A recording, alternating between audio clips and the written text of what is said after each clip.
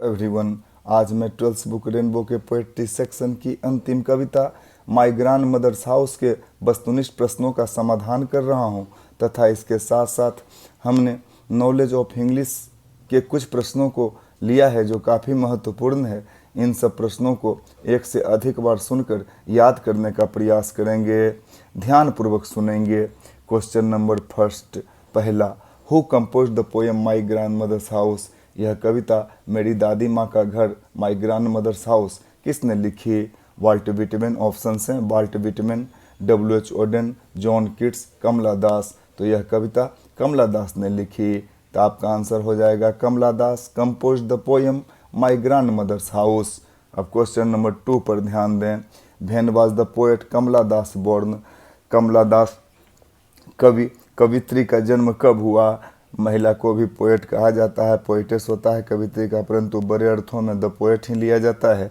ध्यान देंगे उनकी जन्म तिथि के बारे में। 31 मार्च 1932, 31 मार्च 1933, 31 मार्च 1934, 31 मार्च 1935। आपका आंसर होगा 31 मार्च 1934।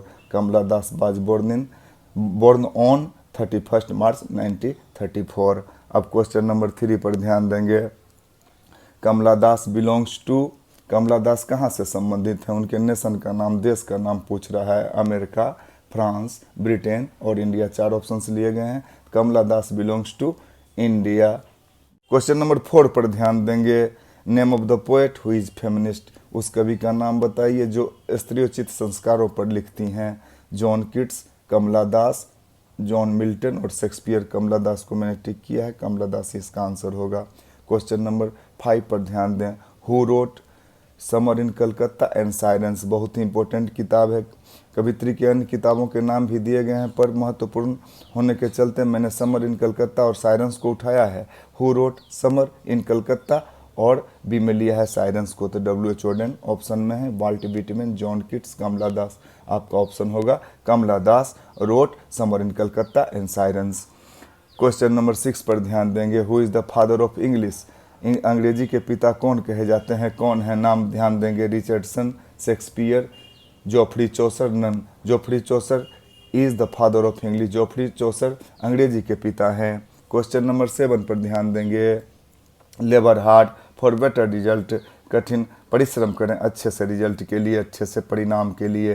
क्वेश्चन नंबर 7 पर ध्यान देंगे। Who used to live with her grand mother in her childhood? कौन अपने बचपन में अपने दादी माँ के साथ, ग्रैंड मदर के साथ रहा करती थी? Sarojini Naidu, John Keats, John Milton, Kamala Das. आपका ऑप्शन होगा D, Kamala Das used to live with her grand mother in her childhood. इसी मेमोरी को व्यक्त करती है, अपनी यादों को व्यक्त करती है जो वो बचपन में अपने दादी माँ के साथ बिताई थी, जो उनको प्यार का सानिध्य उनसे प्राप्त हुआ था। वही my grand mother's house poem में वह वर्णन करती हैं। ध्यान देंगे क्वेश्चन नंबर 8 पर। What does the poet Kamala Das notice behind the door of the bedroom? Kamala Das अपने डोर के बिहाइंड बेडरूम में क्या महसूस करती हैं, क्या नोटिस करती हैं? A bird, a cow, a man, a dog. She notices a dog. वह एक डॉग नोटिस करती है। She notices a dog behind the door of the bedroom. अब ध्यान देंगे क्वेश्चन नंबर 9 पर। Kamala Das remembers the happy days spent in the sweet company of? Kamala Das उन दिनों को याद करती है, उन सुखद दिनों को याद करती है जो किन के साथ बिताया गया, यह पूछता है। तो ऑफ ध्यान देंगे। हर ब्रदर अपने भाई के साथ, हर सिस्टर अपने बहन के साथ, हर फादर अपने पिता के साथ, हर ग्रैंड मदर अपने दादी माँ के साथ। तो Kamala Das remembers the happy days spent in the sweet company of her grand mother. अपने दादी माँ के साथ बिताए गए सुखद एवं मनोरंजक वस्तुओं का यहाँ वह वर्णन करती हैं। क्वेश्चन नंबर 10 पर ध्यान देंगे। There is a house now far away where one received love has been taken from? अब यह जो कविता का लाइन है, पंक्ति है, उसकी किस कविता से लिया गया है? There is a house now far away where once received love. ध्यान देंगे। सो ऑफ माई सेल्फ से नॉट, और टू अटमन से नॉट, द सोल्डर से not, my grand mother's house से यह कविता ली गई है। My there is a house now far away where once received love. Question number 11 पर ध्यान देंगे, my way and beg now at strangers' door has been taken from. यह जो पंक्ति है, my way and beg now at strangers' door, अपरिचित के घर के जैसा लगता है जब पुनः जाती हैं लेख का कवित्री अपने दादी माँ के घर, तो अपरिचित के जैसा लगता है। यह किस कविता से लिया गया है? Ode to autumn, an epitaph, the soldier, my grand mother's house. यह माई ग्रैंड मदर्स हाउस से लिया गया है। अब जो शेष सवाल है वह नॉलेज ऑफ इंग्लिश से है, अंग्रेजी के ज्ञान से है। ध्यान देंगे, एक सवाल उसमें भी टच किया है, फादर ऑफ इंग्लिश जोफ्री चौसर के रूप में याद रखा जाएगा। क्वेश्चन नंबर 12 पर ध्यान देंगे, which language has own received pronunciation, किस लैंग्वेज के पास अपना उच्चारण है, प्राप्त उच्चारण है। कैसे? तो फ्रेंच के पास, स्पेनिश के पास, इंग्लिश के पास और नन के पास। तो English language has own received pronunciation, English के पास इसका अपना रिसीव्ड प्रोनाउंसिएशन है। क्वेश्चन नंबर 13 पर ध्यान देंगे, विच लैंग्वेज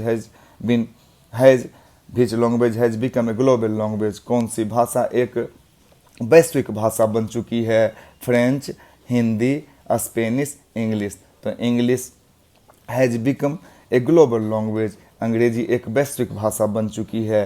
क्वेश्चन नंबर 14 पर ध्यान देंगे, which language functions as a linking language between south and north India, कौन सी भाषा दक्षिण भारत एवं उत्तर भारत के बीच लिंक का काम करती है, जोड़ने का काम करती है? Known as a linking language between south and north India. सवाल पूछा जा रहा है हिंदी, संस्कृत, मलयालम, इंग्लिश। तो English functions as a linking language between south and north India. Question number 15 पर ध्यान देंगे, 15 पर, which language is not our linking language, कौन सी भाषा हमारे लिंकिंग लैंग्वेज में नहीं आती? फ्रेंच, स्पेनिश, इंग्लिश और डी में ऑप्शन है ए और बी, ऐसा भी ऑप्शन आता है। तो इंग्लिश तो लिंकिंग लैंग्वेज है ही, वह जोड़ने वाली भाषा है, एक क्षेत्र से दूसरे क्षेत्र को जोड़ती है, उत्तर से दक्षिण भारत को जोड़ती है। लेकिन फ्रेंच और स्पेनिश दोनों हमारे लिंकिंग लैंग्वेज नहीं है, इसीलिए ऑप्शन में क्या हो जाएगा? डी, ए और बी दोनों, French and Spanish are not our linking language. Question number 16 पर ध्यान देंगे, वेयर इज इंग्लिश स्पोकन, अंग्रेजी कहाँ बोली जाती है? In Britain, in America, in India और इन ऑल ओवर वर्ल्ड। तो आपका ऑप्शन डी होगा, in all over world, in all over the world English is spoken widely. Question number 17 पर ध्यान देंगे, अंतिम सवाल है आज का, which language is known as an international language, कौन सी भाषा इंटरनेशनल लैंग्वेज के रूप में जानी जाती है? French, American, Spanish, English. English is known as an international language, अंग्रेजी को इंटरनेशनल लैंग्वेज के रूप में जाना जाता है। Have a nice day, good day, bye.